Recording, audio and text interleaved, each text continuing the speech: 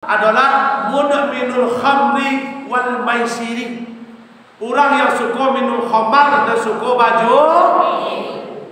Nah, itu nak menerima, nak masuk malaikat pada malam Lailatul Qadar. Sukanya baju day, minum khamar, minum bir, minum perai. Tak kata tu ke nak mak dia. Baju day kena jual, main domino, contang. Bulan Ramadan dia main dia, iseng-iseng kacanya, malaikat puasa kacanya. Itu perbuatan mubazir namanya. Kok yo malaikat puasa, buka Quran. Di samping dapat pahala, awak tu terjaga dari ucapan kau. Aku sambil main domino tu peluang menyebut uang kadang tu. Dan tu dah memang. Dan tu saya nunggu lah sebenarnya tahu betul kan siapa. Imam itu ya tinggal lagi. Apa dah lupa balik? Kami laki-laki kuat dulu lobby berdiri. Betul kan uang. Ya, ini bawutan di kampung.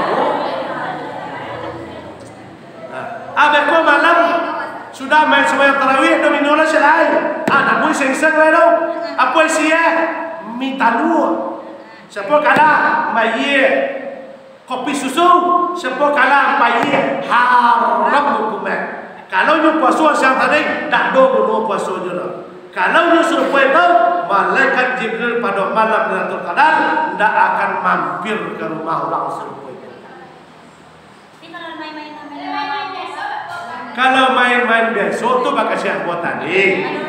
Batu domino tu bukan haram, tetapi haramnya ketika dipakai menjadikannya haram. Apabila orang sembahyang asar dia main domino juga haram hukumnya. Orang sembahyang maghrib dia domino juga haram hukumnya. Orang sembahyang isya dia domino juga haram hukumnya. Bukan domino tu non haram, tetapi waktunya yang haram.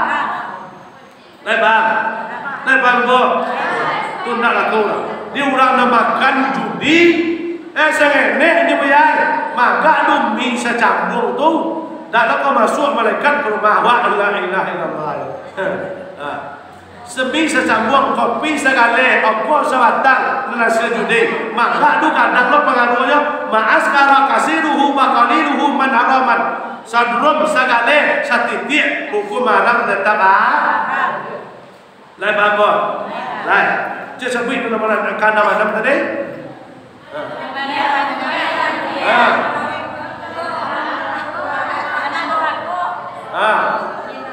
Dengki, sakit hati, kebencian, putus silaturahmi dan kelima tidak sholat. Rumah orang yang tidak sholat di bawah dan kadang orang yang suka minum khamar dan baju iko bukan hanya sekedar malam Lailatul Qadar tetapi malaikat rahmat tidak akan mampir ke rumah orang kau walaupun di luar Ramadan. Kalau dan anak kau tadi ada dua orang tak masuk orang hendak sembahyang soal tadi di rumah tu nak menginjam soal laju sembahyang tu tak soal laju tak akan masuk malaikat ke rumah tu. Nah, tapi mudah-mudahan Bapak Ibu Abo, Dusana Abo, kalau untuk di Sungai Abo, kita insya Allah mudah-mudahan tidak ada yang serupa itu apa yang kita percaya. Ikut contoh kan, soalnya ini masa di mana nih? Lagi menjadi itu jadi lah alhamdulillah. Ikut tanduk, ikut tanduk. Nah, di mudah-mudahan mungkin Bapak Ibu Dusana Abo dan pendengar sobat. Dan itu sebenarnya kalau yang namanya baca itu mungkin nak kamu hati-hati adalah dia kembali kepada taufik atau awal pembicaraan awal tadi. Kalau kita berada ini dalam bulan Syawal, hendaknya kita bisa mampu meningkatkan setidak-tidak mempertahankan apa yang dapat selama bulan Ramadan. Jangan sampai kita sia-sia yang kita dapat dalam bulan Ramadan. Kita tingkatkan amal ibadah. Apapun yang kita pakai selama bulan Ramadan untuk ibadah dan sampai kita simpan, kita pakai untuk ibadah setelah Ramadan ini atau di bulan Syawal ini. Hendaknya amal ibadah kita lakukan selama bulan Ramadan datang, hendaknya itu bisa menjadi amal soleh awak di sisi Allah. Hendaknya ya bisa mengukurkan segala dosa awak, dosa suami ke laki, dosa laki ke suami. Ya, di dalam bulan Ramadan datang ibu-ibu mampu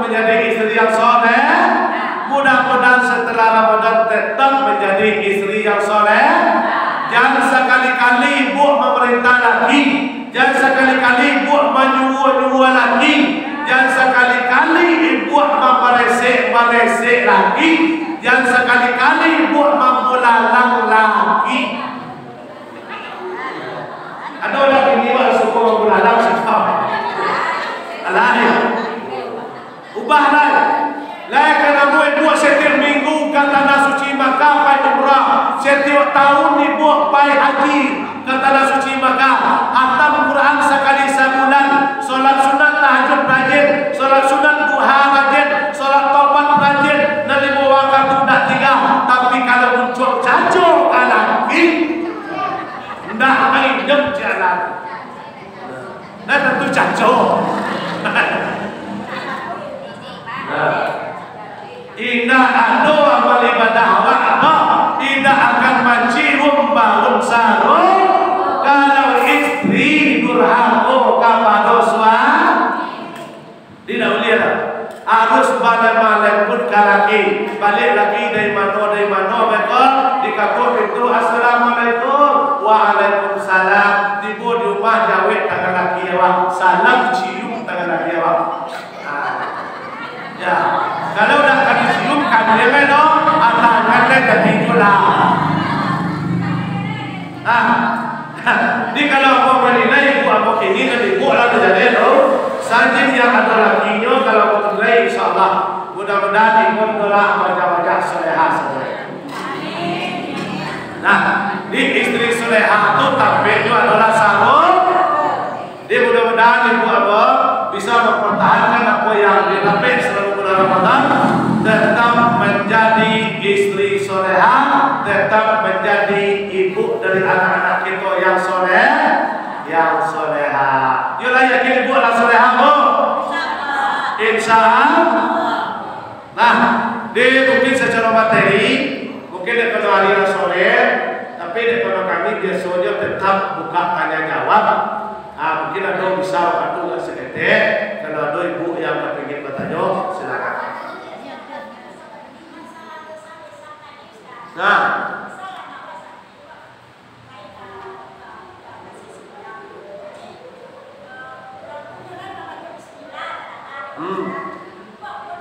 baik. Memang banyak masalah timbul di situ. Kami yo baik masalah, tapi orang tuanya lain macam bismillah, lain supaya lain apa kami kan itu loh.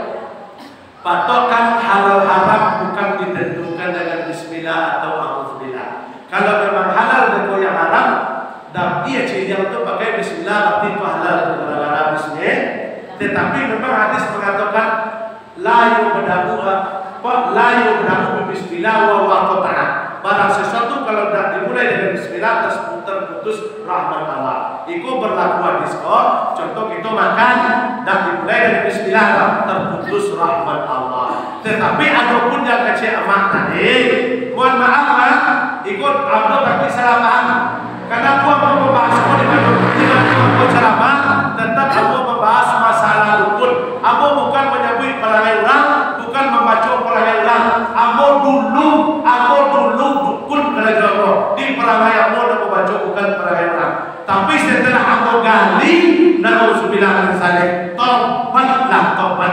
Mana mereka dukun bukan ditentukan masalah na'udzubillah atau bismillah. Tetapi mana dikatakan dukun?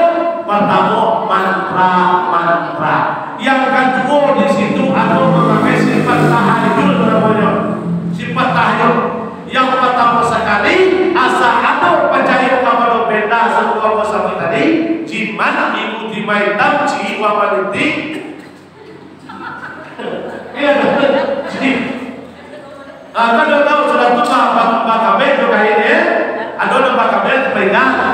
Ada orang balile kan. Dia ada dulu lah, tapi zaman dulu merasa zaman ini itu tak ada. Ikut sirkun bilah. Kenapa? Bergantung kepada jimat. Contohnya mau ke ibu lo. Orang tukang buat di mana? Apa nak pernah sakit atau nak pernah mati? Lain sakit ya? Lain mati ya?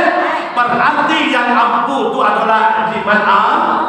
Mana jimat Allah itu yang ampuh itu sah? Ikut Nabi nama ngecek.